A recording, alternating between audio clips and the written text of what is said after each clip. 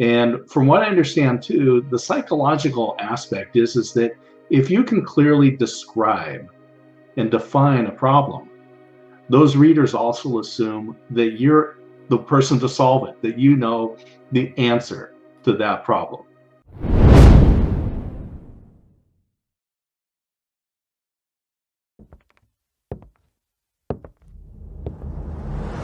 Welcome to the Business Builder Throwdown.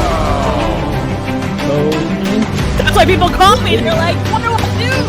First of all, how are you reading my mind?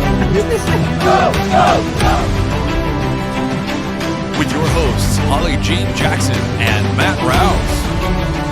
And moderator and referee, D. Scott Smith.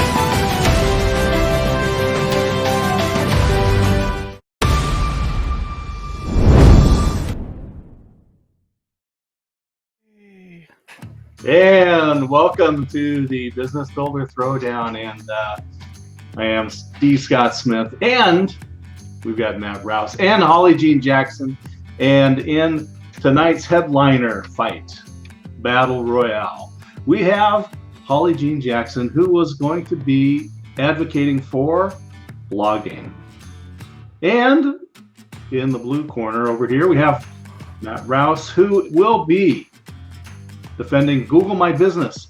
And for those of you who have no idea what it means, what Google My Business is, well, you're in the right place. You are at the Business Builder Throwdown. I'm Scott Smith. We're going to have a great time today. We're going to learn a lot, and we're going to see where should you put your time. Should you be putting your time into blogging? Many people have made millions of dollars writing blogs, and I don't think that we have seen quite the success with people posting to Google My Business, but we're going to learn today what you should do for your business. So welcome to the Business Builder Throwdown. Matt Rouse, go ahead and introduce yourself and tell people where you are, who you are, what's going on in your world, and then we'll move over to your opponent. Sure, I'm Matt Rouse. I run Hook SEO Digital Marketing and Hook Digital Marketing Canada with my business partner, Scott Burson, and also I am the author of Crush SEO, which is about local business marketing and how to get on Google My Business. And I also wrote Flattening the Hamster Wheel, and I also wrote Start Saying Yes, and I am the host of the Digital Marketing Masters podcast. Holly Jean Jackson here. I'm your holistic business coach, which means that I help all business owners with their health, their life, and their business across all those modalities. Today, I'm also sharing more about Inspiration Contagion. It's the podcast that I run that really talks about the challenges that all business owners face and how they still remain inspired over time. Let's start with something we know. So Holly, let's talk about blogging. So give us an overview. Give us your introductory salvo here.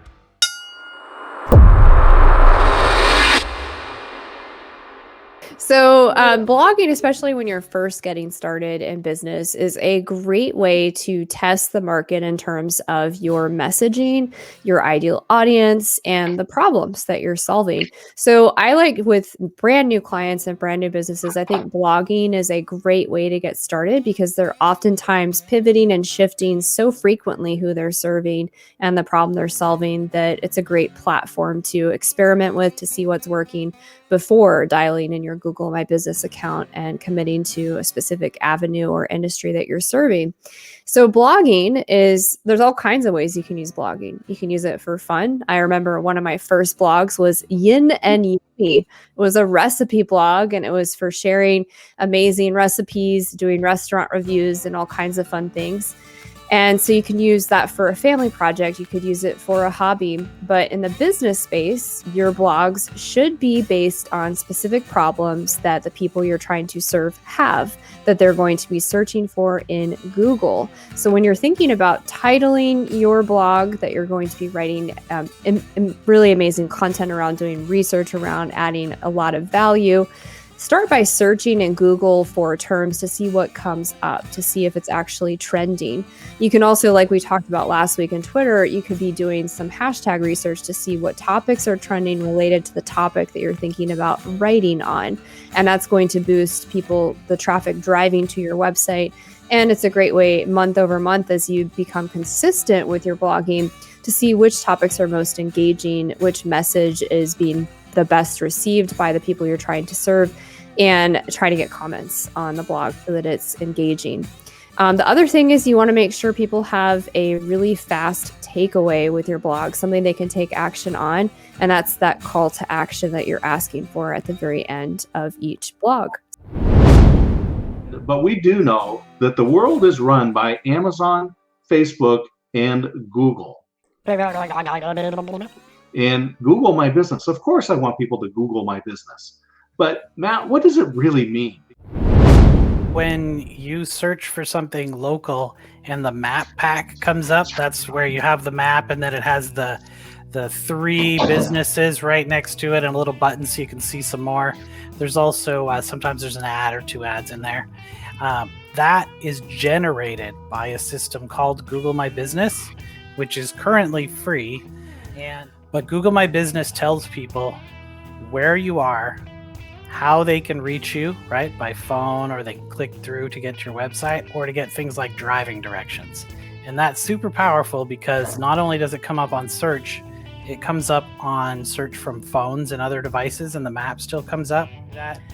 The other thing that's good about Google My Business is it allows you the ability to put in information that people want to get really quickly. And also we can talk more about that in more detail in a minute. All right, so Google My Business, what I've seen is that most businesses, especially if they have a physical location, are going to have some sort of auto-generated Google My Business listing. And so many of them are unclaimed. Now, what does that mean? And I want to stick with Matt with this for a moment, because we need to understand what Google My Business is, because right now, blogging I understand, but Google My Business, we still need to understand what is this? Why would I pay attention to it? And what kind of tools do I need? Do I need to have a website? Do I need to have a specialist? What do I need for Google My Business? You don't need anything for Google My Business. You need an ability to get on the internet. And you just go to Google My Business, like literally type in googlemybusiness.com, and it will come up. Or you can type Google My Business into Google. And it's not like the old IT crowd joke where if you type Google into Google, it breaks the internet. It actually goes to Google My Business. I don't think that's true. With all due respect, John, I am head of IT, and I have it on good authority. If you type Google into Google, you can break the internet, so please. When you go to Google My Business, there are, you mentioned unclaimed listings. That is where Google has data that they know a business exists in a location, but the owner has not signed up for Google My Business yet. What that means is whatever data Google has from wherever they found it, has that publicly available to your customers or your potential customers or anyone in the world. So you want to claim that so that you can make sure that it says what you want it to say and that the information is correct.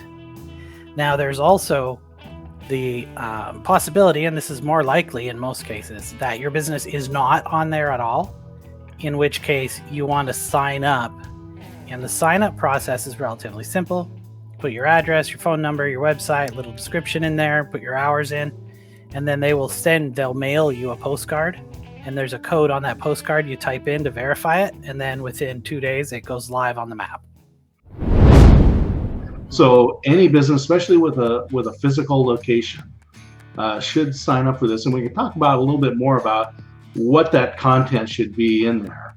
But let's switch back over to Holly, because I remember talking with Nick Kellett, and he was the founder of Listly. And one of the things that he said is so powerful about lists is that when you put those into blogs, Google likes lists. They like the 3 things, the 5 things, the 7 things, the 6 secrets, or whatever it is. And so when you're writing these blogs, they do get pulled into Google for search. And so tell us more about blogging and about the strategy and how that helps me grow my business. Yeah, so a lot of the clients that I work with, they're building their business online, which means they can serve clients all around the world. And so from that perspective, it's really important to boost your SEO and optimize that for pretty much any location. And so the strategy and what I'm actually proposing is for people that are building their services beyond just a specific location. Blogging can be really powerful if you're strategic about it. So let's say you specialize in life coaching for women going through divorce. You would want to do a lot of research on Google around some of the pain points and problems that they're facing and see which articles are trending, how they're searching for that, even do market research with some of your existing clients. And then you'd write an article, and you would also use certain tools. There are lots of tools online you can use for finding really catchy, like Matt would say, a hook to pull them in for the topic. So 3 ways to, rebound or rebounce back from that divorce, whatever that is that you're trying to solve the problem around. And as long as you're doing a lot of research on what's trending and you're pulling in really solid data. So a lot of the blogs that I'm doing some research to pull that in so that it's credible. I'm sharing some personal experiences so that I'm relatable as the brand and the person running the business. And then I'm making it really engaging with a call to action and steps that people can take. The other key point is that when you have a blog, you want to make it easy for people to subscribe. So you're building your list so that you can also engage with them through your email marketing and nurture that relationship so that eventually they want to go deeper into a different service and work with you in the long run. And we've talked previously about email marketing, how that's one of the best ways for growing your business. So this approach works hand in hand with that. Well, that's wonderful. I wanted to bring that up, that you want to subscribe to the Business Builder Throwdown. Make sure you catch those episodes. We talked about search engine optimization, public relations. We talked about email marketing. So go back and watch those prior episodes and build your business. So with blogging, I can see that by putting out content, by making it available to be subscribed to, that I can capture emails, I can directly market to people that have an interest in the topics of the problems that I solve as a business. And I'm going to write about those issues. I'm going to write about the problems that people are experiencing.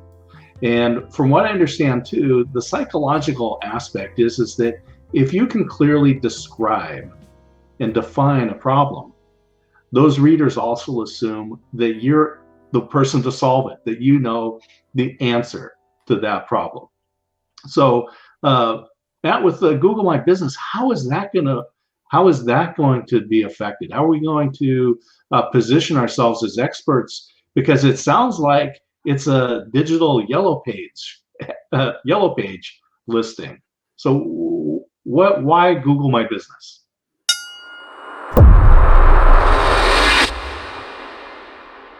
When somebody looks up your business on Google and they find it through Google My Business, the first button that comes up is website. So they could still go to your website and find out that information. You also have the ability to upload photos. You can upload videos. There's a section where you can put content, like where you can update it like posts, almost like a Facebook post or a LinkedIn post, but it shows up in your Google My Business listing. It shows up right on the right side of the search engine, or underneath it if somebody clicks your listing, as well as in the description field. You can put descriptive information about yourself and about your business. It's pretty long, so you can get in there and kind of really work that. But I think the main thing that we're talking about here is discoverability. How does someone find your business rather than find a competitor? the idea of having a blog that ranks number one was fantastic in 2018. Right? It was. I mean, it's All still a right. good idea. It's still a good idea to have a blog. I have a blog, right? But the number one spot on Google is not the first thing that shows up on the page anymore. The first thing that shows up on the page is the local search box. So Google My Business places you above number one. So if you want to be found first, that is where you should be spending your time and effort. And now one thing that should be noted is that your organic search rank, which is what you're blogging for in the first place, from an SEO standpoint, that is part of the ranking factors that go into determining who shows up in that list. So this is interesting. So you can put posts out there, you can put images, you can put videos, you can put a lot of details about your business, a little bit different, a little bit more limited than when you might have in a blog. But one of the other things that I understand is that in the old days, back when Google started, and it would send their crawlers out and go through these websites and index those websites. When we did a Google search, we were actually searching Google's database. And then when the results came up in a search, we click on it and it would take us, say, to Hook SEO. What Google said is, we don't want people going to the Hook SEO website. We want to keep them on Google. And so by doing Google My Business, everything is there. So if I did restaurants in my area, their website might come up, but they might even have their menu, their hours, their phone numbers, and I can dial it right from my phone. So I never even have to leave Google. So when you mentioned you don't even have to have a web page, that could be a savings for people. But Holly, let's go back to the blogging, because I think people understand it a little bit more. But you also talked about people that aren't bounded geographically. Let's talk about blogging a little bit deeper. Yeah, so I think it really depends on the type of business you're in terms of which approach you're going to take.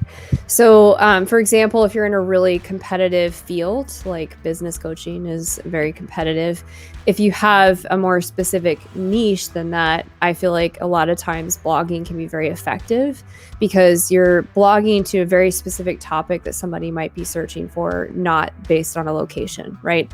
So blogging topics show up in your search in a different way, and they're not necessarily bound to a local location, right? So being an expert and showing that social credibility and that knowledge across several different articles through your blog on your website gives you credibility, and it helps you with PR opportunities. Part of how I landed the Yahoo Finance article was working the PR angle a lot with blogging, as well as being on guest shows and doing a lot of pitching. And a lot of that was also, they were looking through the blogging content that I had done over the years. And then also having that consistency with your audience and showing the breadth of what you're bringing to them as a business is really, really useful. So in a lot of ways, it just opens the doors up in a more broad sense for people to be searching on a very specific topic that wouldn't necessarily come up from a Google My Business search. And then I'll just put this out there. I know a lot of people use Google, but not everybody does. I was actually with a client yesterday, and we were trying to look through their Google My Business account, and they were on Bing. And they're like, why can't I not get to this? I'm like, because you're not in Google. So not everybody's using that as a platform. So I'm just saying, like, people use different technologies as well. So there are different angles, and it really just depends on what you're doing. If you're a painter or you're doing something very local, it's a no-brainer. You should be using Google My Business. But there are certain businesses and certain strategies where blogging makes a lot of sense as well.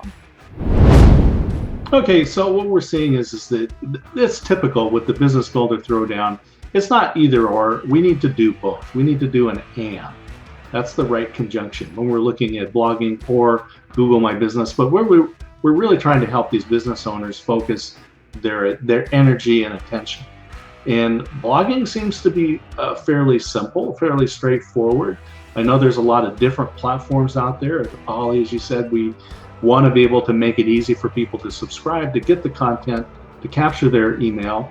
And in general, we're talking about content marketing, which has been a great strategy. And blogs are, one of the things about blogs is that we can repurpose that content into many different forms, from your podcast to a blog to your email marketing newsletters to different snippets on social media. Yes! Matt, let's talk about Google My Business. How does that fit into the content marketing strategy?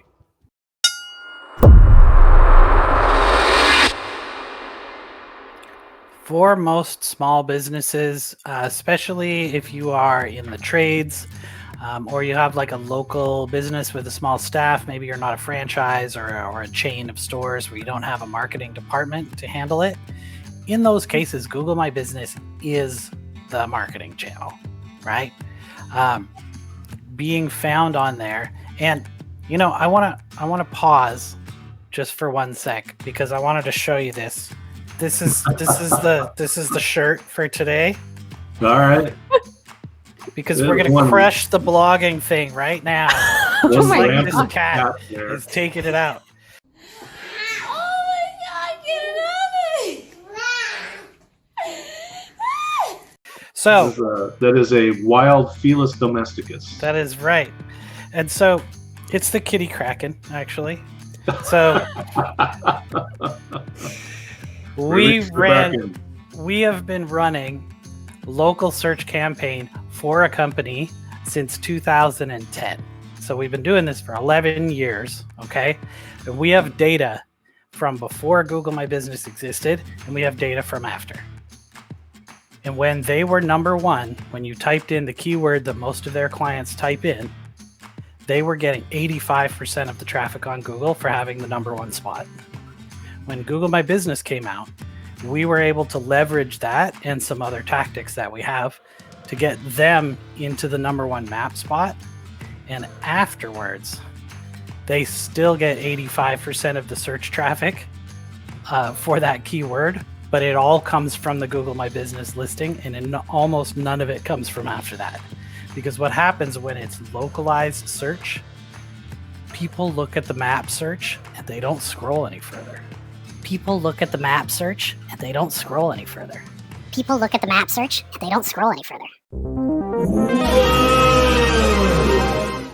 And there's a very small amount of people who will go past the map. Those people may be looking for something else, but generally what they do is they actually click the link in the map to see to expand the map and then see more listings that are on the map rather than go down to the search results below, which is where your blog is going to show up in search. And I understand that there's people who don't use Google, but there's Bing places, you know, there's Apple Maps. All of these have the same idea as Google My Business. So there's a version that you can use on each of those platforms. What you want to use is a thing called a data aggregator. And a data aggregator is something that you can either do it yourself or you can hire a company like us, and we will go put you on all of the services all at the same time. And that way, no matter which search engine, no matter where you are, you'll still show up in the list. And the more instances there are, the more mentions of you on the internet, the more likely you are to rank higher. There's a thing in Google about how often your business is mentioned online. So it will actually increase your map ranking, but it will also increase your local search ranking or your organic search ranking for non-local searches. So by trying to get the top of the map, you get the best of both worlds. And I don't think there's any reason you wouldn't want the best of both worlds. So right now, Matt is winning for vocabulary. We are up to our neck in words. So discoverability and data aggregate. There we go. Oh, yeah, let's start drooling when we're just saying all these words. Okay. All right. Discoverability, data aggregate. Okay. So there's a lot of there's some tools out there. It sounds like it might be a little bit more complicated. Make sure you subscribe and hit the little bell icon on the YouTube so that you'll get notified and not miss one episode of the Business Builder Throwdown every week. we've got a great discussion and a great amount of knowledge from both Holly and Matthew. You won't want to miss out on that, and you don't want to share it with your competitors because this is your advantage. Holly, let's wrap it up. Give us your final argument. Tell us why small business owners with their limited amount of time and marketing budget should focus first on blogging.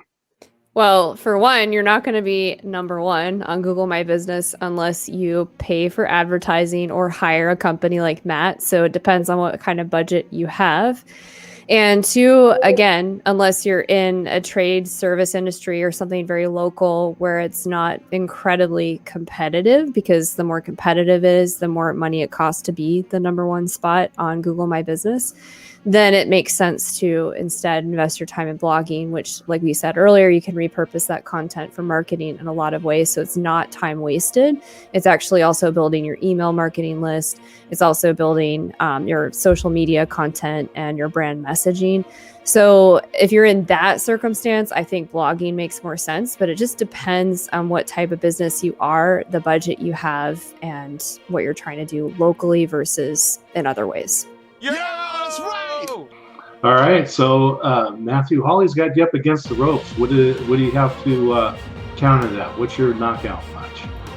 So blogging is far from free. Everybody has this sort of, this vision that they're just going to start typing and magically their blog is going to come together. But there is all the costs associated with hosting, figuring out how to get your blog to working, how to make it look the way you want, how to put your branding on it, all those other things. Where Google My Business is filling in a form, right? So it could not be easier to set up. Google has made it extremely easy. They even have support numbers that you can call. You can get chat support. There's all these things that you can do to help you get your business online that way. And it's probably the easiest way to get your business online. And I know that we talked about, you could use it without a website, but they even built in a Google Sites link in there where you can click on it and it will generate a website for your business without you doing any work. You just click the button, it generates the site, and it automatically puts it into the form. So it's quite ingenious, and it works really well. And I can tell you from our experience, being a search engine optimization company, that this is where it's at. Making sure that you can get up in the ranks on Google My Business gets the most business. And from last year's global search report that Moz did, every single keyword out there that has more than 50 monthly searches has someone somewhere has done SEO work to get on top of the rankings for that. So if you think that writing your blog, you're just gonna scroll up to first place without doing any SEO work, it's gonna be a hard pill to swallow when that doesn't happen. The truth shall set you free. All right, so here we are. Google My Business or blogging. And I know that both of them are going to need attention. Both of them are going to take energy. But where should our small business owners focus? First and foremost, and I tell you, I am a big fan of blogging, because blogging it positions you as an expert. Google likes lists, so when you're getting searched, your blogs can be pulled up and placed in the stream for those looking for your type of business. And it could be marketing, it could be painting, it could be any kind of business that has an online presence. So blogging is a fabulous way to go. Today I'm going to say that our business owners should focus on Google My Business. And the reason is because it is new, it is untried for many people, and it is the quickest win that a small business owner can get by claiming Google My Business and correcting any of the things that are in there that need to be updated, such as hours, contact information, adding photographs, putting some offers and different things in there. I highly recommend that if you have a business, especially if you have a physical location, but even if you don't do business locally, even if you are a coach or a consultant like Holly or myself, make sure that you create or claim your Google My Business spot. Today's winner, Google My Business. That's Holly, right. Matt, we'll talk to you soon.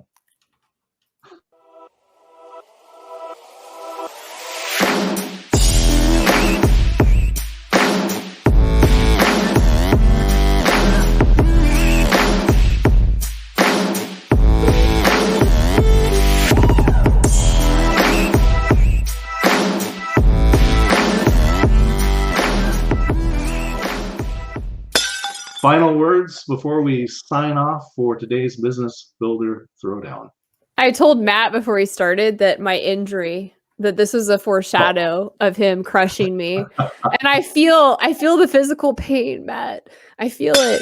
I'd like to thank the Kitty Kraken again for bringing home the victory.